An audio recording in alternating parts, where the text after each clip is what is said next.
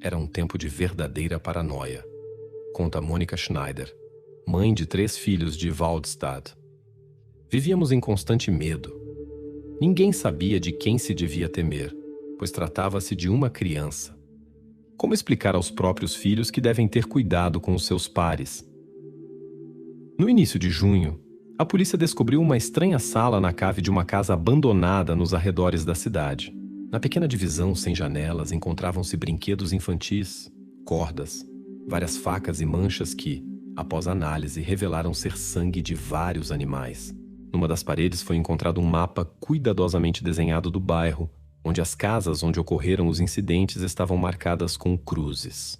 A polícia intensificou as suas investigações, mas não encontrou impressões digitais ou outros vestígios que pudessem identificar o perpetrador. A 20 de junho, ocorreu o caso mais grave. Sofia Wagner, de 5 anos, que vivia na casa número 17 da Rua das Tilhas, foi encontrada inconsciente no seu próprio jardim. Passou 28 horas em coma. Depois de acordar, encontrava-se num estado de grande ansiedade e recusava-se a falar.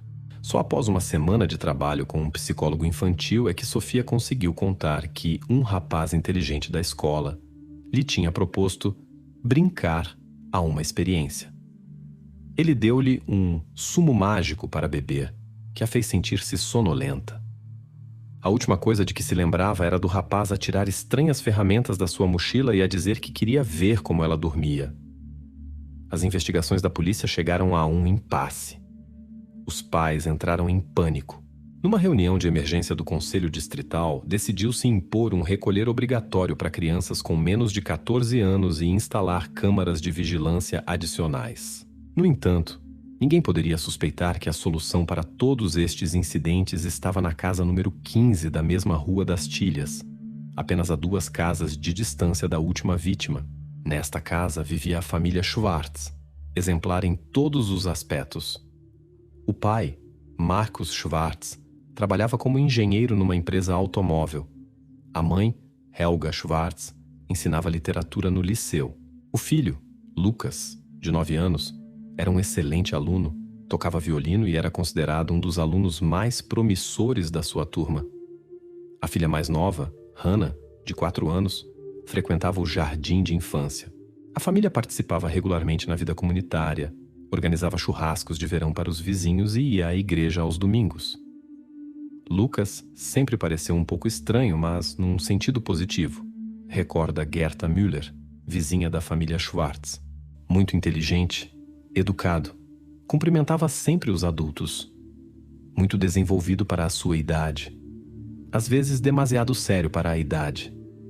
Lembro-me de uma vez em que me ajudou a carregar compras e explicou detalhadamente por que certos tipos de sacos de plástico demoram mais tempo a decompor-se. Ter tais conhecimentos aos 9 anos. A 27 de junho de 2019, após a aula de educação física na escola básica de Waldstadt, ocorreu um incidente que pôs fim à série de acontecimentos misteriosos no bairro. Lucas Schwartz esqueceu o seu telemóvel no balneário. O dispositivo permaneceu desbloqueado. Timo Berger e Felix Koch, colegas de turma de Lucas, encontraram um telemóvel no balneário após a aula de educação física. No ecrã, via-se uma galeria de imagens aberta. Inicialmente, só queríamos descobrir a quem pertencia o telemóvel para o devolver, contou Timo mais tarde no relatório policial. Vi as fotos e pensei que fossem efeitos especiais ou imagens encenadas para um projeto escolar. Felix percebeu imediatamente que algo não estava certo. No ecrã do telemóvel estava uma fotografia recentemente tirada de um gato morto, disposto em ordem anatômica, com órgãos internos cuidadosamente separados. Ao lado, encontravam-se instrumentos cirúrgicos, pinça, bisturi, tesoura. Quando os rapazes continuaram a folhear a galeria, viram cerca de 20 imagens semelhantes com vários animais. Cada série era acompanhada por notas cuidadosamente escritas, registrando data, hora, instrumentos utilizados e observações. Fiquei assustado e quis desligar o telemóvel, recordou Félix. Mas depois vimos o vídeo. Lucas filmava-se a dar algo de beber à filha do vizinho.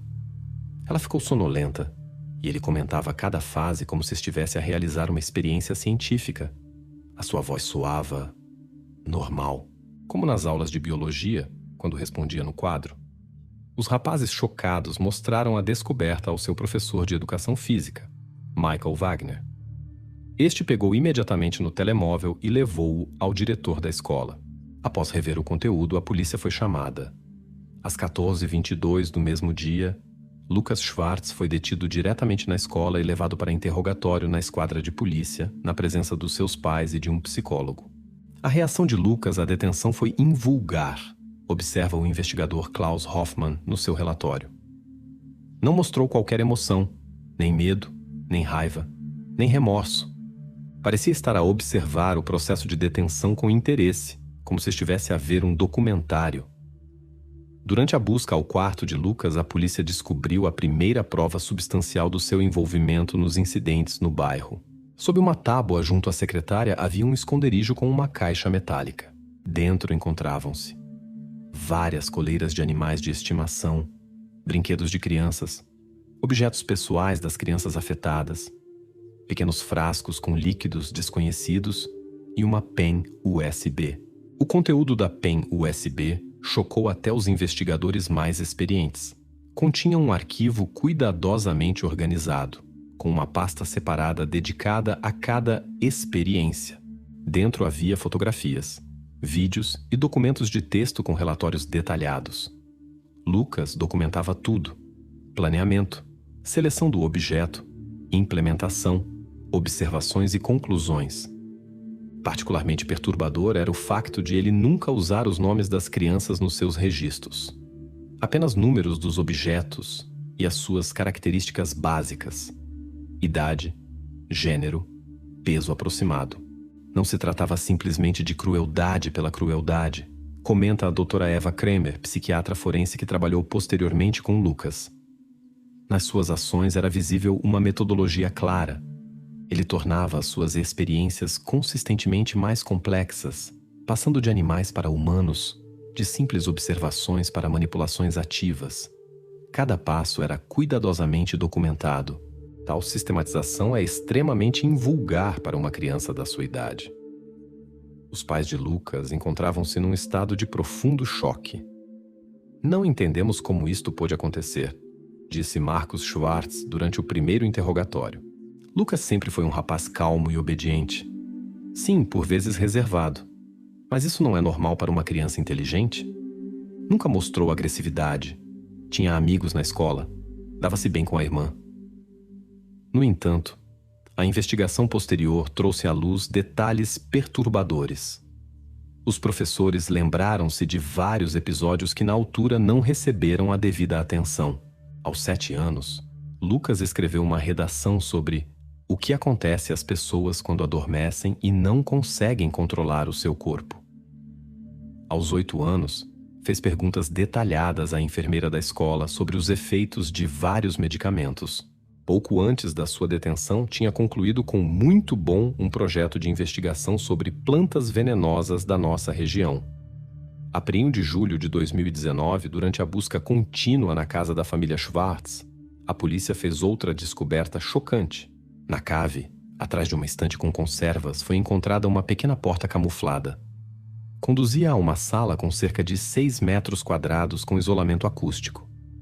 Dentro encontrava-se um baú de madeira fechado. O que encontramos no baú obrigou-nos a reconsiderar a dimensão de todo o caso, recorda o investigador Hoffmann. Pensávamos que estávamos a lidar com uma criança que demonstrava crueldade para com os animais e intimidava outras crianças. O conteúdo do baú mostrou que tudo era muito mais sério. No baú foi descoberta a coleção de Lucas, troféus sistematizados de cada vítima. Não apenas coleiras de animais e objetos pessoais de crianças, mas também amostras biológicas, fragmentos de tecido seco, órgãos de pequenos animais conservados em formol, tubos de ensaio com sangue. Cada item estava cuidadosamente marcado, datado e com designação codificada. No interior da tampa do baú estava colada uma folha de papel com a inscrição Exploração dos limites do medo. Resultados intermédios. Entre os objetos do baú, a polícia descobriu um gravador com gravações de entrevistas que Lucas tinha realizado com as suas vítimas. Numa das gravações, Ouve-se como ele metodicamente questiona um rapaz de 6 anos sobre os seus medos. Depois descreve como quer verificar a reação do seu organismo a esses medos e calmamente registra os resultados. Psicólogos e psiquiatras chamados para o caso depararam-se com um caso raro e complexo. Muito raramente vemos uma tal combinação de elevada inteligência, completa falta de empatia e metodologia numa idade tão jovem, explica o Dr. Heinrich Müller, líder da avaliação psiquiátrica no caso de Lucas. A maioria das crianças com tendências semelhantes age impulsivamente.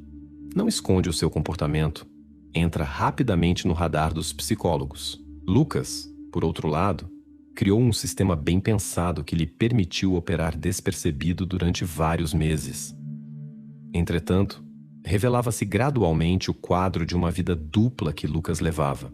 Na escola era um aluno exemplar, na família um filho obediente.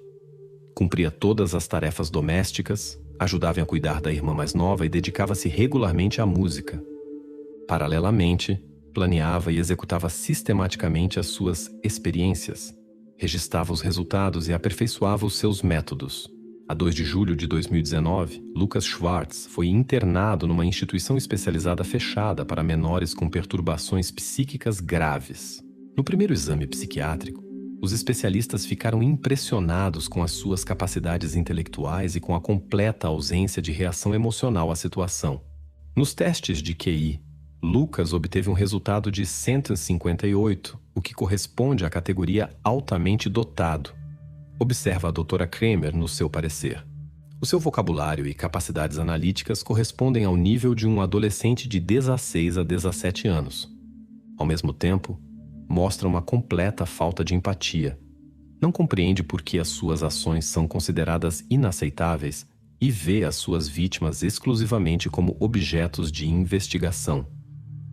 Em sessões posteriores, Lucas começou a falar mais abertamente sobre os seus motivos. O que contou levou os psiquiatras a reconsiderar muitas concepções sobre psicopatia infantil. A 5 de julho de 2019, a doutora Eva Kramer realizou a primeira entrevista psiquiátrica completa com Lucas Schwartz. A sessão foi gravada em vídeo para posterior análise por um grupo de especialistas. A transcrição desta conversa, parcialmente publicada com autorização do tribunal, revela um quadro perturbador do pensamento do rapaz. Não entendo por que todos estão tão perturbados, disse Lucas no início da entrevista. Eu apenas estudava reações. Na escola, dizem-nos que a ciência avança através de experiências. Ninguém acusa os cientistas quando utilizam ratos de laboratório. Eu fui muito cuidadoso e documentei tudo. Não é assim que um verdadeiro investigador deve trabalhar? Quando a doutora Kramer lhe perguntou sobre os seus sentimentos em relação aos afetados, Lucas respondeu com genuína confusão. Sentimentos? Não tinha sentimentos especiais. Eram objetos de investigação. Quando examina bactérias ao microscópio, também não cria laços emocionais com elas, pois não. Escolhi objetos que estavam disponíveis e correspondiam aos parâmetros. Tinha de investigar como o medo se manifesta em diferentes sujeitos. Particularmente perturbador para os psiquiatras foi o facto de Lucas estar plenamente consciente da ilegalidade das suas ações. Claro que sabia que não se deve causar dor a animais ou pessoas, explicou. Por isso fui cuidadoso e não deixei vestígios. Compreendi que os adultos não aprovariam os meus métodos, mas às vezes na ciência é preciso fazer certos sacrifícios pelo conhecimento. Li biografias de grandes cientistas. Muitos deles encontraram incompreensão entre os seus contemporâneos. Sessões posteriores com Lucas permitiram aos especialistas reconstruir a cronologia do desenvolvimento da sua perturbação. Segundo o rapaz, começou as suas primeiras experiências aos 6 anos, quando descobriu um ninho de pássaros no sótão da casa. Queria entender como funcionavam, recordou sem qualquer emoção. Primeiro, apenas observei. Depois fiquei curioso sobre o que aconteceria se as condições mudassem. Os pais de Lucas, interrogados após as suas confissões, lembraram-se de vários episódios aos quais não tinham dado importância. Quando o rapaz tinha 7 anos, o hamster da família morreu em circunstâncias estranhas. Lucas explicou que o animal tinha adoecido, e os pais acreditaram nele. No mesmo ano, o gato da família começou subitamente a evitar o rapaz, embora anteriormente dormisse no seu quarto. Estes detalhes, insignificantes individualmente, formavam um quadro perturbador quando analisados retrospectivamente. A tríade clássica de indicadores de psicopatia infantil inclui frequentemente crueldade para com os animais, piromania, fascínio pelo fogo e enurese noturna, explica o Dr. Heinrich Müller. No caso de Lucas, vemos os dois primeiros elementos, mas com uma orientação invulgar. Não mostrava crueldade impulsiva, mas uma abordagem metodológica de investigação. Os seus incêndios não eram atos caóticos. Estudava as propriedades de combustão de vários materiais e documentava os resultados. Esta é uma forma atípica e altamente funcional da perturbação, que era difícil de reconhecer. A 12 de julho de 2019, os investigadores descobriram mais uma prova perturbadora. No computador de Lucas, encontraram um ficheiro encriptado com um mapa do bairro, onde todas as casas com crianças com menos de 10 anos estavam marcadas. Junto a cada casa havia notas com dados sobre as crianças que ali viviam: idade, rotina diária, presença de animais de estimação quando os pais estavam em casa. As casas onde viviam crianças com necessidades especiais ou problemas psicológicos foram examinadas com particular cuidado. Era uma base de dados de potenciais vítimas, explica o investigador Hoffman. Algumas casas estavam marcadas como prioritárias. Entre elas estava a casa da família Wagner, onde vivia Sofia, a última vítima. Segundo os registros, Lucas planeava continuar as suas experiências pelo menos até o final do ano. Um detalhe interessante na metodologia de Lucas era a forma como selecionava e preparava as suas vítimas. De acordo com os seus diários e os depoimentos das crianças afetadas, nunca agia agressivamente no primeiro contato. Pelo contrário, utilizava a sua reputação de rapaz inteligente e educado para ganhar confiança. Oferecia ajuda com os trabalhos de casa, partilhava factos interessantes ou mostrava lugares secretos que tinha preparado previamente. Escolhia aqueles que são facilmente influenciáveis, explicou Lucas numa das sessões. Algumas crianças são demasiado desconfiadas, é difícil trabalhar com elas. Outras são demasiado faladoras, poderiam contar aos pais. O objeto ideal deveria ser suficientemente ingênuo, mas capaz de seguir instruções. Realizava pré-testes antes de passar à experiência principal. Os pré-testes de que Lucas falava consistiam em manipulações simples. Pedia à potencial vítima para guardar um pequeno segredo ou realizar uma ação que os adultos normalmente proibiriam. Se a criança concordasse, Lucas passava ao passo seguinte. Convidava-a para um dos locais preparados e sugeria participar num jogo especial ou numa experiência científica. No caso de Sofia Wagner, o plano foi particularmente bem pensado. Segundo as entradas no diário de Lucas, ele preparou-se para esta experiência durante mais de um mês. Fez amizade com a menina, ofereceu-lhe várias vezes doces inofensivos para ganhar a sua confiança. Gradualmente, descobriu que os seus pais a deixavam regularmente sozinha no jardim enquanto preparavam o jantar. Estudou o efeito de vários sedativos vegetais, testando-os primeiro em pequenos animais para determinar a dosagem. O que aconteceu com Sofia foi além das experiências anteriores, observa a doutora Kramer.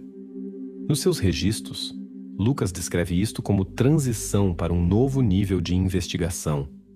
Planeava métodos mais invasivos, o que indica uma escalada do seu comportamento. Se não tivesse sido detido, as consequências poderiam ter sido trágicas. Entretanto, os médicos que examinavam Lucas enfrentavam um enigma médico. A ressonância magnética do cérebro do rapaz mostrava várias anomalias no desenvolvimento do sistema límbico, responsável pelas reações emocionais, e do córtex pré-frontal, associado ao controle de impulsos e à tomada de decisões. No entanto, estes desvios não correspondiam ao quadro típico de perturbações mentais conhecidas. Observamos uma combinação paradoxal de hipoatividade nos centros emocionais do cérebro e hiperatividade nas áreas responsáveis pelo pensamento analítico, explica a neuropsicóloga doutora Gabriela Richter. Isto poderia explicar parcialmente a sua inteligência excepcional com total ausência de empatia. Mas o que causou tal desenvolvimento? Predisposição genética, influências ambientais ou uma combinação de ambos, não podemos dizer com certeza. A análise genética não revelou mutações conhecidas relacionadas com tendências psicopáticas. A história familiar também não forneceu pistas. Nenhum parente de Lucas tinha perturbações mentais ou comportamento criminoso diagnosticado. Professores e educadores que trabalharam com o rapaz na primeira infância não notaram sinais preocupantes, exceto uma inteligência invulgarmente desenvolvida e uma certa distância. O caso Lucas Schwartz coloca-nos perante questões complexas sobre a natureza da psicopatia infantil, diz o Dr. Müller. A maioria das crianças com tendências semelhantes mostra sinais óbvios de perturbação desde tenra idade: agressão, impulsividade, problemas de disciplina. Lucas, pelo contrário, mostrava qualidades opostas: autocontrolo, paciência, capacidade de seguir regras. Isto mascarou a sua condição e tornou-o invisível para os métodos tradicionais de diagnóstico. No final de julho de 2019, a investigação revelou outro aspecto perturbador do caso. A análise da atividade na internet de Lucas mostrou que o rapaz estudava cuidadosamente as histórias de criminosos conhecidos, métodos forenses e perfis psicológicos de pessoas com perturbação antissocial da personalidade. Utilizava navegadores anônimos e apagava o histórico de pesquisas, mas especialistas técnicos conseguiram reconstruir o seu rastro digital. Não agia apenas por impulso interno, explica o analista informático da polícia de Munique, Stefan Wolf. Aprendia, adaptava os seus métodos, analisava os erros de criminosos conhecidos. Nos seus favoritos encontravam-se artigos científicos sobre medicina legal, psicologia e criminalística que ultrapassavam claramente o nível de compreensão de um adulto médio, quanto mais de uma criança. Uma das descobertas mais perturbadoras foi um documento intitulado Plano de Investigação Perspectivo para 2019-2021. Nele, Lucas descrevia metodicamente como pretendia desenvolver as suas experiências, aumentando gradualmente a sua complexidade e duração. Os últimos pontos do plano incluíam o estudo dos efeitos psicológicos a longo prazo e dos limites da resistência física. A 25 de julho de 2019, realizou-se uma audiência judicial fechada no caso Lucas Schwartz. Considerando a idade do acusado, decidiu-se colocá-lo numa instituição médica fechada especializada para menores com perturbações mentais graves. O tribunal decidiu que Lucas deveria permanecer sob constante observação de psiquiatras pelo menos até a maioridade, com subsequente reavaliação do seu estado. O caso de Lucas Schwartz provocou uma agitação social sem precedentes na Alemanha. A 2 de agosto de 2019, após a publicação parcial dos autos do processo na imprensa, realizou-se em Waldstadt uma assembleia de emergência dos residentes. Mais de 300 pessoas reuniram-se no auditório da escola local e exigiram explicações às autoridades sobre como tal pôde acontecer despercebido durante vários meses. O ambiente na assembleia estava tenso, recorda Michael Gruber, jornalista do Notícias de Munique. Os pais estavam simultaneamente zangados e assustados. Muitos gritavam que a polícia permanecera inativa. Outros acusavam a escola de negligência. O que mais chocou as pessoas, no entanto, foi que Lucas, vindo de uma família abastada, pudesse cometer tais atos sem que suspeitassem de nada. Na assembleia falou o investigador principal do caso, Klaus Hoffmann. Explicou que o caso de Lucas representa uma forma extremamente rara de perturbação da personalidade, agravada por uma inteligência excepcional. Estamos habituados a associar crianças problemáticas a sinais visíveis: agressão, mau desempenho escolar, conflitos com os pares, disse ele. Lucas não mostrava nenhum destes sinais. Pelo contrário, o seu comportamento irrepreensível e o seu desempenho acadêmico criaram o disfarce perfeito. O impacto psicológico nas vítimas de Lucas revelou-se grave e duradouro. Até meados de agosto de 2019, 6 crianças com quem Lucas tinha interagido estavam em terapia intensiva. Sofia Wagner, a última vítima, recusava-se a sair de casa e a dormir sozinha. Desenvolveu uma forte fobia a medicamentos e a todas as bebidas oferecidas por adultos, mesmo os seus pais. As crianças afetadas por Lucas sofreram não só traumas físicos, mas também um profundo abalo na confiança básica. explica a psicóloga infantil Annika Bauer, que trabalhou com as vítimas. Particularmente traumático para elas é o facto de o perigo ter vindo de um par. Isto destrói a sua concepção de um mundo seguro e a sua confiança no ambiente. Particularmente difícil era a situação da pequena Hannah Schwartz, de 4 anos, irmã de Lucas. Após a detenção do irmão, foi temporariamente colocada sob a tutela dos serviços sociais, enquanto os pais eram avaliados quanto à sua capacidade de garantir a sua segurança. Embora não tenham sido encontradas provas do envolvimento dos pais nas ações do filho, as autoridades temiam que Hannah pudesse ter se tornado objeto das experiências do irmão. No exame completo de Hannah, não encontramos sinais de abuso físico ou psicológico, relatou a doutora Maria Weber, psiquiatra infantil do Serviço Social. No entanto, nos seus desenhos e brincadeiras aparecem elementos perturbadores. Representa um jogo secreto que alegadamente jogava com o irmão, onde era preciso estar muito quieto e não contar à mãe e ao pai. A 6 de agosto, os investigadores descobriram nos ficheiros encriptados de Lucas uma pasta separada intitulada Projeto H, a inicial do nome da sua irmã. Nela encontravam-se notas sobre observações do comportamento da menina e planos para uma introdução gradual à experiência. Segundo estes registros, Lucas via a sua irmã como um objeto de investigação ideal a longo prazo, devido ao acesso constante e à possibilidade de observar mudanças ao longo do tempo. Quando perguntei a Lucas sobre a sua relação com a irmã, a sua resposta foi caracteristicamente distante, recorda a doutora Kramer. Ele disse: Hannah é interessante do ponto de vista do desenvolvimento psicológico. Posso observar como se formam os seus medos e como reage a vários estímulos. Os meus pais pensavam que eu a estava a ajudar a aprender, mas na realidade estava a realizar testes básicos das suas funções cognitivas e reações emocionais.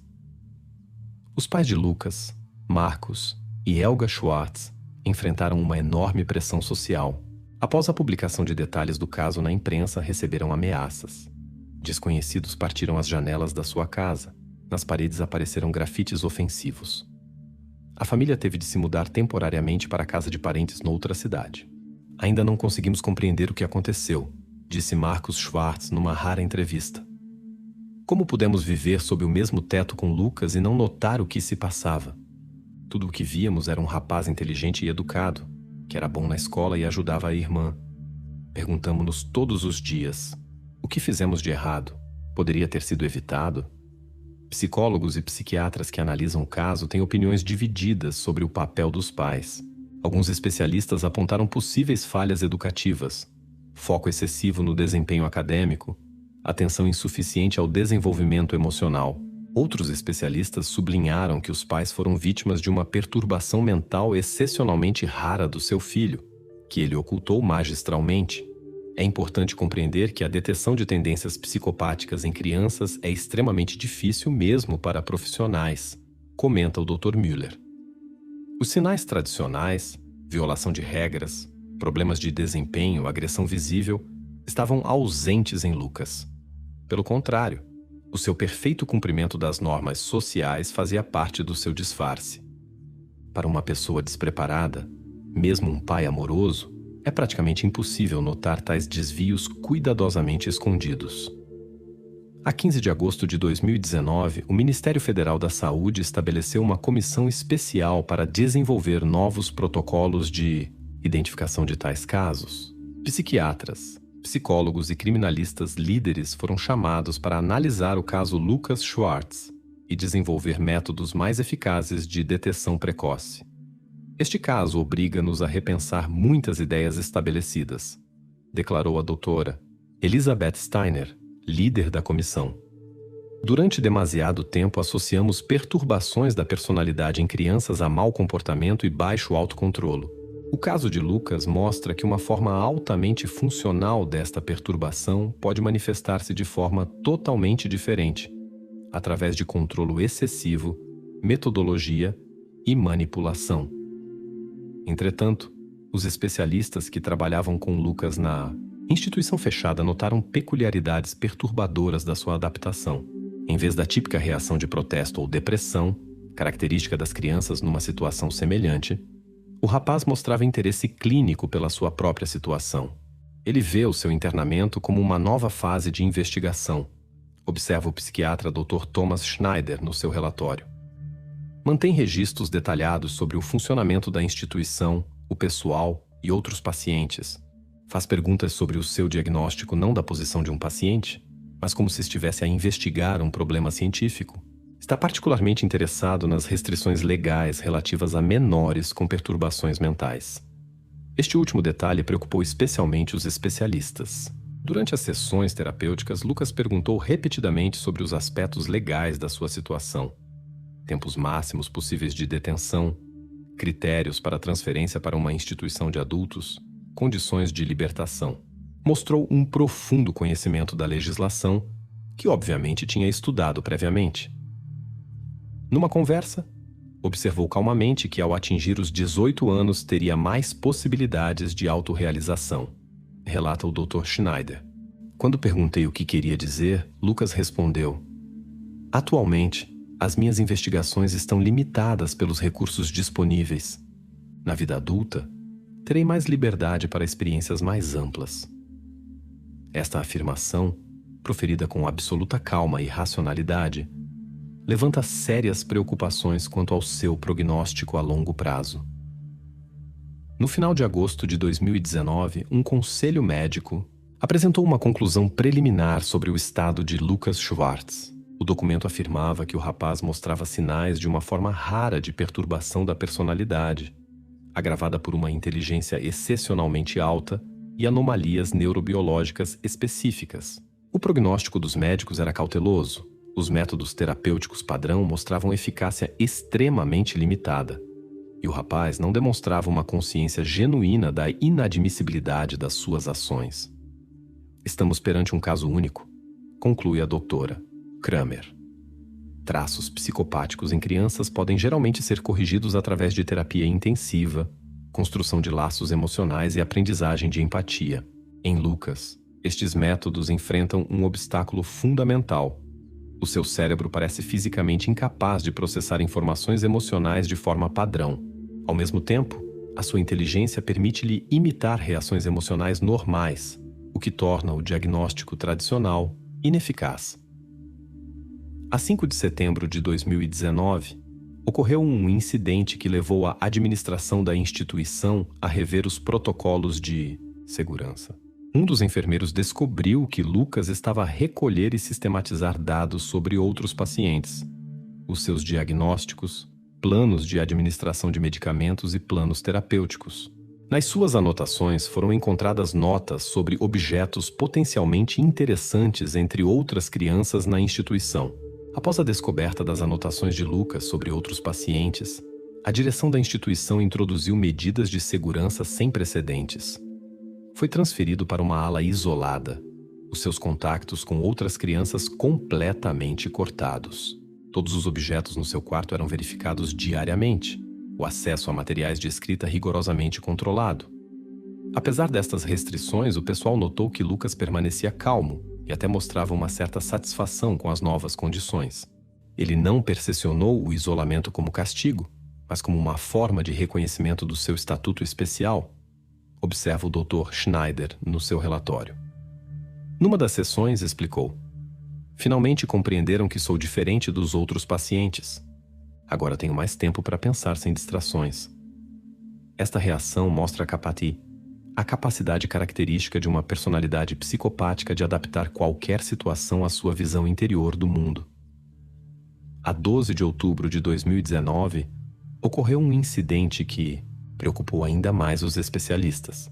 Durante o exame semanal, foi encontrado nos objetos pessoais de Lucas um mapa caseiro da instituição com pontos de observação das câmaras marcados, o plano de mudança de turnos dos guardas e um plano detalhado do sistema de segurança.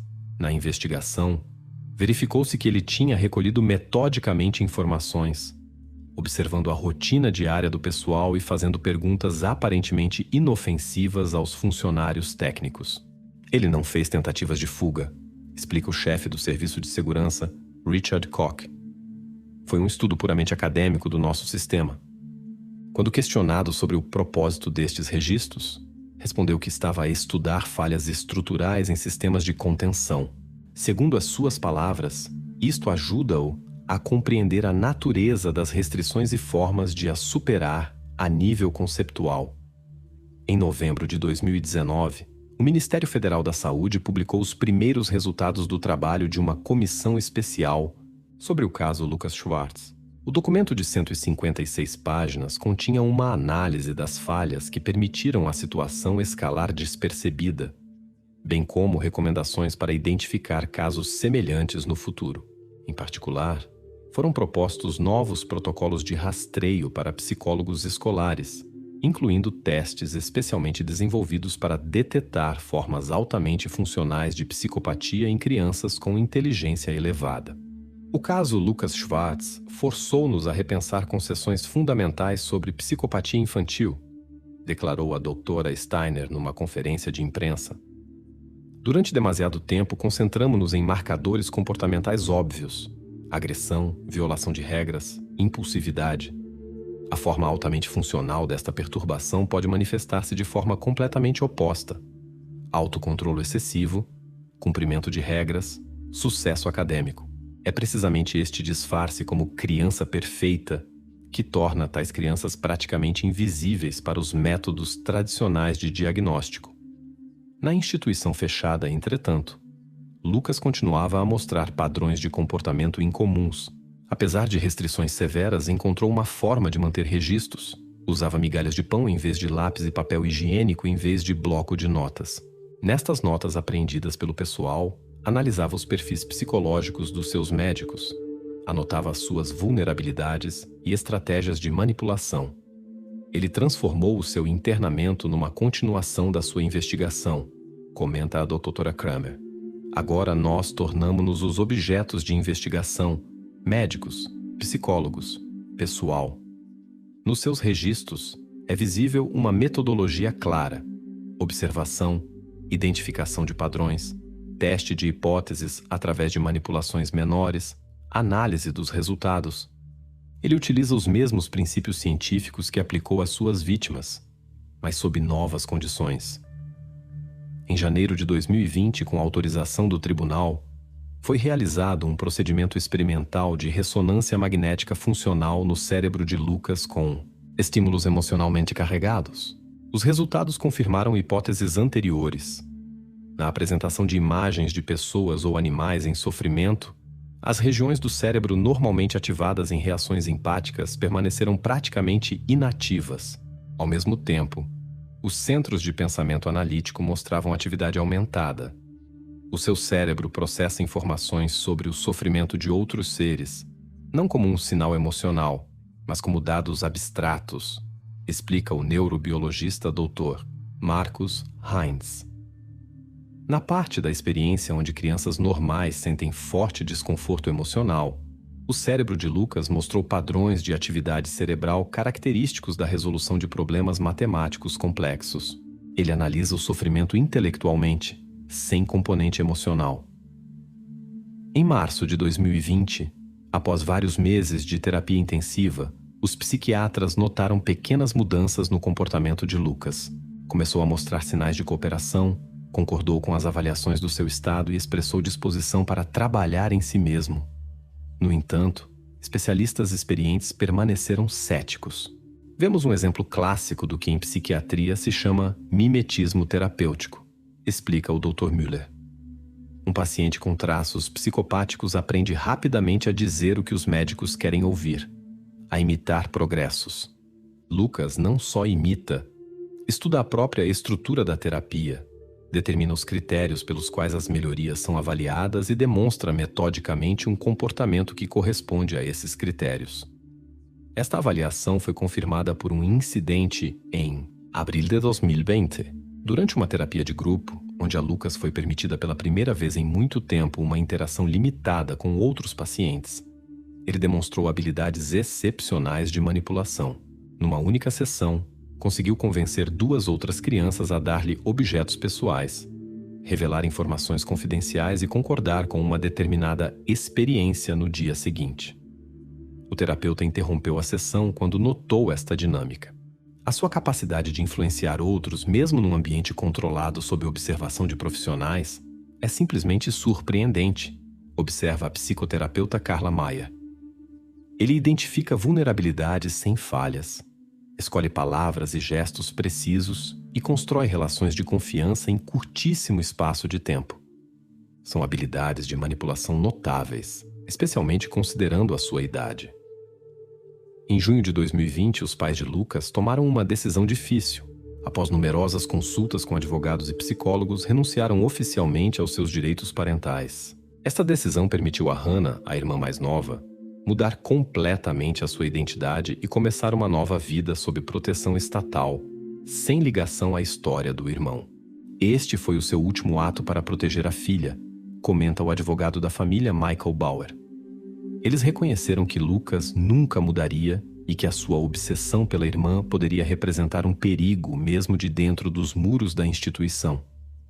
Ao renunciarem aos seus direitos parentais sobre ambas as crianças, permitiram que Hannah obtivesse uma nova identidade, inacessível ao seu irmão. No final de 2020, os habitantes de Waldstadt foram gradualmente regressando à vida normal.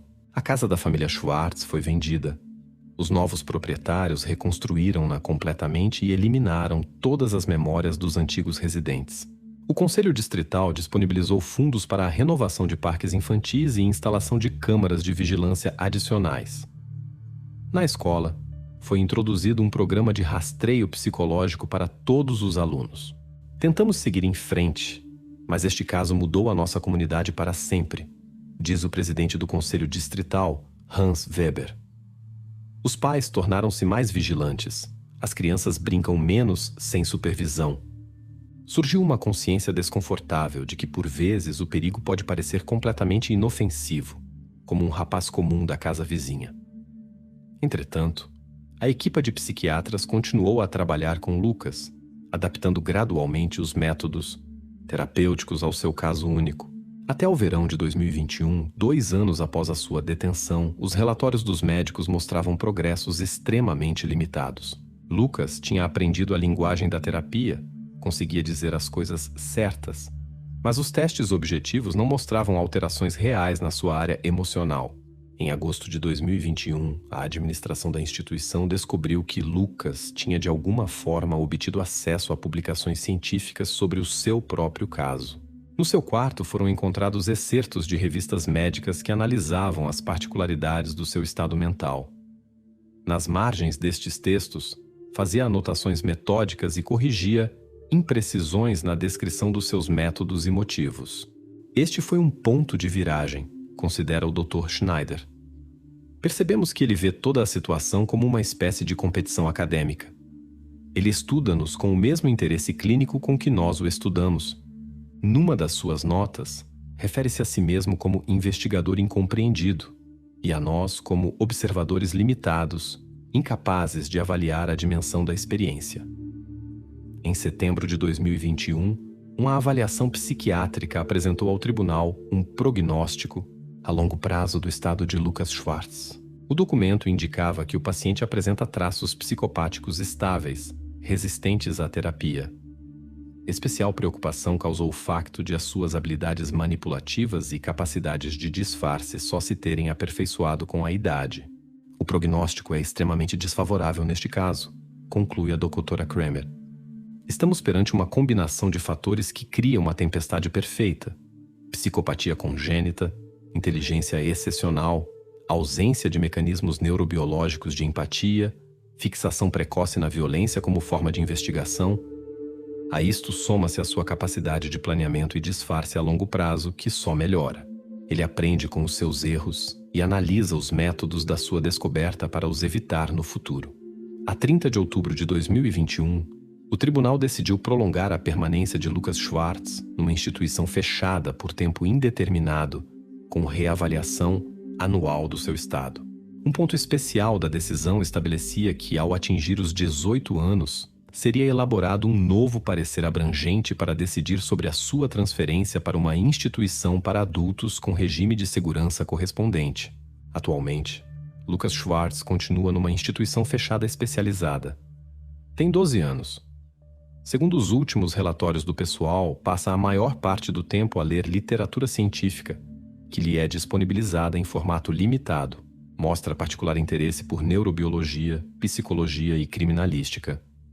Comporta-se de forma exemplar, cumpre todas as regras e mantém relações educadas, mas distantes, com o pessoal. Em dezembro de 2021, durante uma verificação de rotina do seu quarto, foi descoberta uma folha de papel cuidadosamente escondida. Nela estava escrita na caligrafia de Lucas uma lista de datas começando em janeiro de 2028, altura em que fará 18 anos. Seguiam-se pontos numerados sob o título Fase 2. O conteúdo destes pontos permanece secreto e não é divulgado mesmo em documentos oficiais do caso. Esta não é apenas uma lista dos planos de um adolescente que sonha com a liberdade, comenta o investigador Hoffman, que viu o documento. Os detalhes e a metodologia dão sérios motivos para a preocupação de que a história de Lucas Schwartz ainda não terminou. Ele não está apenas à espera da maioridade. Está a preparar-se ativamente para algo que chama Fase 2. A 16 de janeiro de 2022, o Dr. Schneider anotou no seu relatório a avaliação final. Após 2 anos e meio de trabalho intensivo com o paciente, chego à conclusão de que estamos perante um novo tipo, até agora não classificado, de personalidade psicopática. Os métodos terapêuticos tradicionais não mostram eficácia. A única estratégia realista é isolamento e controlo a longo prazo. Deve-se entender que o paciente estuda ativamente o sistema em que se encontra, identifica suas vulnerabilidades e provavelmente desenvolve planos a longo prazo. A sua idade cronológica não deve induzir em erro. Intelectualmente e em termos de capacidades manipulativas, funciona ao nível de um adulto altamente desenvolvido. Os especialistas continuam a estudar este caso sem precedentes na esperança de desenvolver métodos eficazes de terapia e prevenção. No entanto, até agora, tudo indica que Lucas Schwartz representa um fenômeno único, uma tempestade perfeita de fatores genéticos, neurobiológicos e psicológicos que criaram o que um investigador descreveu como psicopatia na sua forma pura. Para as vítimas de Lucas e suas famílias, a vida continua, mas as consequências das suas ações são sentidas até hoje. A maioria das crianças afetadas continua a frequentar psicólogos. Muitas experimentam sintomas de perturbação de estresse pós-traumático. Sofia Wagner, que quase se tornou a sua última vítima, mudou-se com os pais para outra cidade e mudou de escola. E na velha cave da casa abandonada nos arredores de Waldstadt, onde tudo começou, a polícia realiza verificações regulares. Embora a sala esteja selada e inacessível a pessoas não autorizadas, a cada poucos meses são descobertos vestígios de intrusos. Alguém vai lá para ver o lugar onde um jovem começou as suas experiências que transformaram um tranquilo subúrbio num local de trauma coletivo.